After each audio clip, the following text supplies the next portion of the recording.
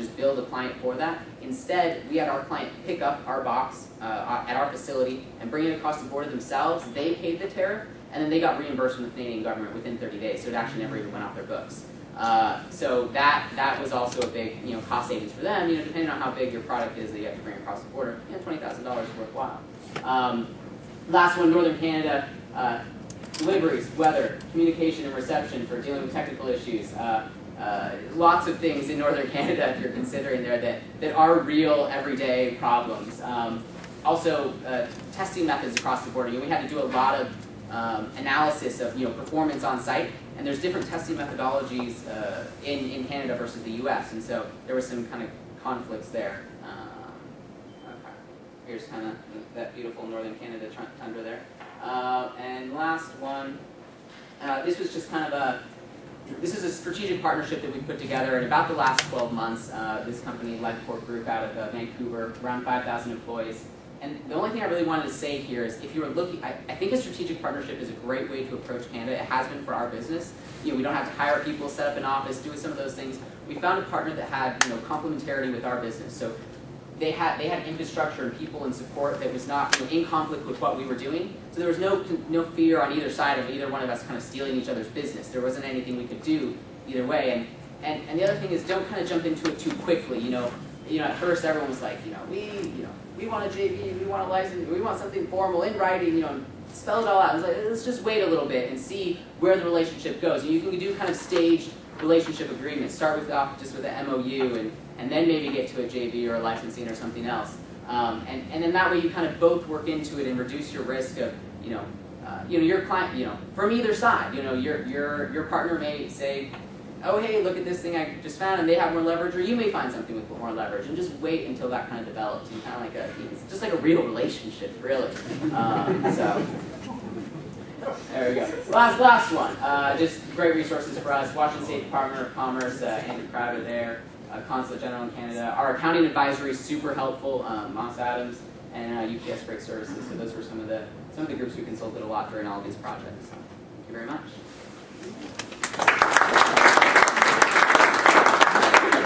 Thanks, TJ. Our second speaker today will be Elizabeth Lowell, Project Development and Planning Manager for Harvest Power. Elizabeth has been with Harvest Power for over 3 years since its launch in April 2009. She served in various capacities, including business development, acquisition diligence, policy, and corporate sustainability. Currently, Elizabeth is responsible for managing the outbound sales program for Harvest subsidiary, Fraser Richmond Soil and Fiber. And again, I was talking earlier, you spent a couple of days up in Richmond every week, so she knows Canada pretty well now. Elizabeth is actively involved in the commissioning and startup of Harvest's first energy garden, as well as feedstock procurement and project development. She received a BA with honors from George Washington University in Washington, D.C. Thank you, Richard, and to the Clean Tech Alliance and everybody for showing up bright and early this morning to hear what we have to say about connections in Canada. So I'm going to just give you a quick overview of who we are, what we do, what we're doing specifically in Canada, and then dive into a kind of a specific example of our biggest investment in Canada in British Columbia, which I think is probably more the market you all are looking at. So a little bit about Harvest. We are an organic waste recycler. So food scraps, yard waste, wood waste, things that are generated here in urban communities that you put out in your green cart once a week or whatever. That's what we're managing. We produce compost and fertilizers from those products.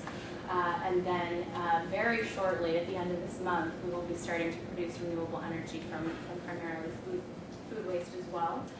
We're headquartered in Boston, sort of all over North America, primarily on the coast, the west coast and the east coast of both Canada and the U.S. And I think the slides are going to be online, so I'm not going to go through some of these pretty quick. What we do is, our business model is sort of threefold. First and foremost, we're looking at diverting material away from the landfill and back towards the beneficial reuse cycle. So we're processing those organics to produce soils and mulches, as I said, and fertilizers, which is pretty common. Most of you are probably familiar with kind of industrial scale composting.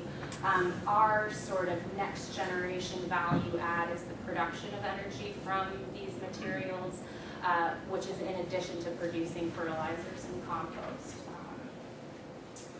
So specifically in Canada, in British Columbia, we have sort of two parallel tracks up in BC.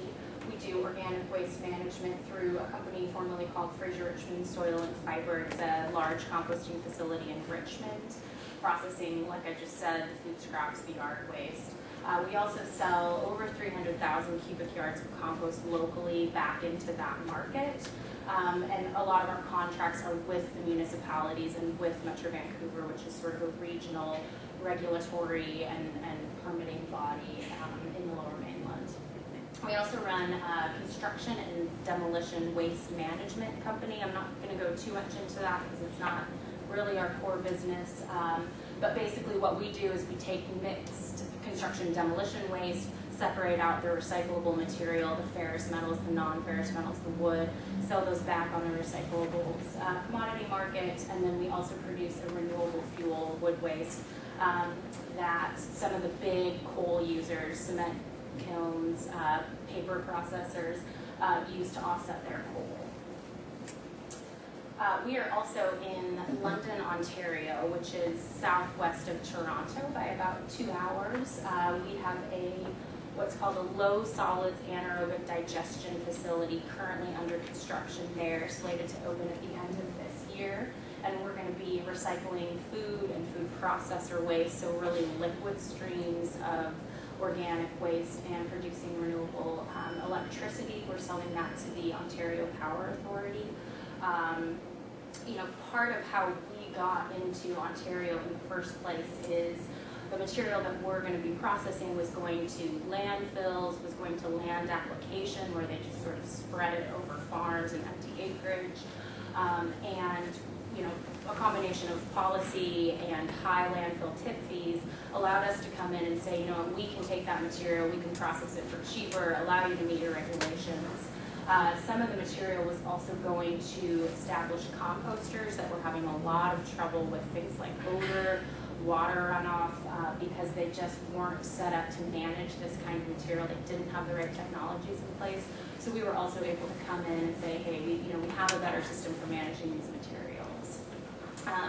Low solids anaerobic digestion, it's not a new concept in North America, so the permitting process through Ministry of the Environment, the provincial agency in Ontario, was not anything too complicated. It was just providing all the necessary information there. Okay, so to dig in a little bit deeper on our investment in British Columbia, so as I said, we have a composting facility that's operating there. We acquired that facility in 2009. But Metro Vancouver and the province of BC has set a lot of very progressive and aggressive sustainability targets and goals. They have zero waste programs. They want to hit 70% waste diversion by 2015, along with green city initiatives, greenhouse gas reduction targets, a lot of really progressive policy in place. We are a service provider to Metro Vancouver and their member municipalities. So we're taking a lot of this waste that they're diverting and recycling it, but we know that our composting system isn't going to be able to handle all the material that they're trying to divert. So enter a new system and a technology that, partly our company was founded to bring to North America, which is called high solids anaerobic digestion. A little different than what we're doing in Ontario.